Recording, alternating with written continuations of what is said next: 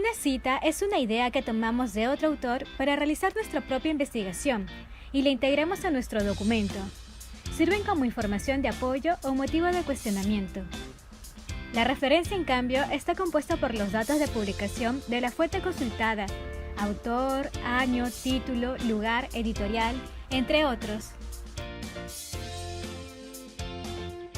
Mientras que las citas van en el cuerpo del texto, las referencias van al final del documento, en la sección denominada Referencias. La idea clave es: si tu trabajo consta de 100 referencias, entonces debe tener 100 citas mínimamente.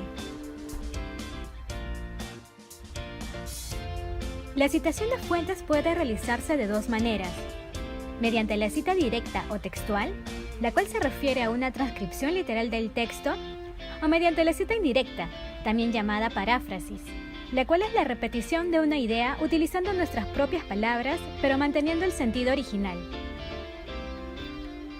Asimismo, la cita directa o textual puede ser corta, cuando comprende menos de 40 palabras, en cuyo caso no requiere de párrafo aparte, solo del uso de comillas, o larga, en caso sea mayor o igual a 40 palabras, para lo cual se coloca en un párrafo aparte sin utilizar comillas y con una sangría de 2.54 centímetros.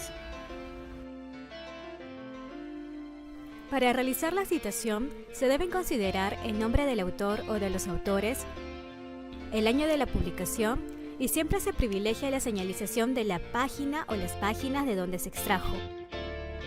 La cita puede tener énfasis en el autor, el año o el contenido. Ello dependerá del análisis que se esté realizando.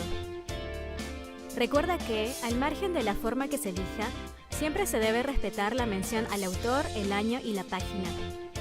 Otro dato importante es que solo debe colocarse un apellido, salvo que el autor sea muy reconocido por sus dos apellidos, como en el caso de García Márquez. En este ejemplo vemos cómo se realiza la cita corta, es decir, aquella menor a 40 palabras. Se hace uso de las comillas al inicio y al final y no requiere de un párrafo aparte.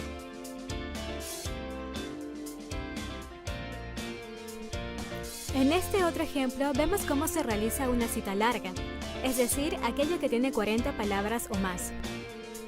Se debe empezar en un párrafo aparte, con una sangría de 2.54. Recuerda que siempre se debe hacer mención al autor, el año y la página, y que este tipo de cita no debe llevar comillas. En caso que la cita se encuentre en otro idioma, se debe transcribir en dicho idioma.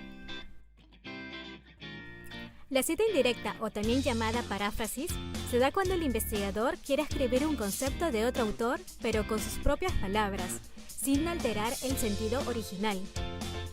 Al igual que la cita corta, se debe colocar el autor y el año. De acuerdo al enfoque de la investigación, el énfasis puede darse en el autor, el año o el contenido, siempre colocando la información del autor y el año. Para el caso de una cita institucional, la primera citación del documento debe ir con el nombre completo de dicha institución, y las demás veces solo se colocan las iniciales. La llamada cita de una cita sucede cuando citamos un párrafo y dentro de ese párrafo existe otra cita. La forma correcta de citar es indicar a los autores del documento de donde se extrajo el párrafo. En el estilo APA, la primera vez que se cita a un autor en un documento, se realiza de una manera diferente a las siguientes citas. También se identifica que las citas pueden ir entre paréntesis o solo con el año entre paréntesis, esto a elección personal del investigador.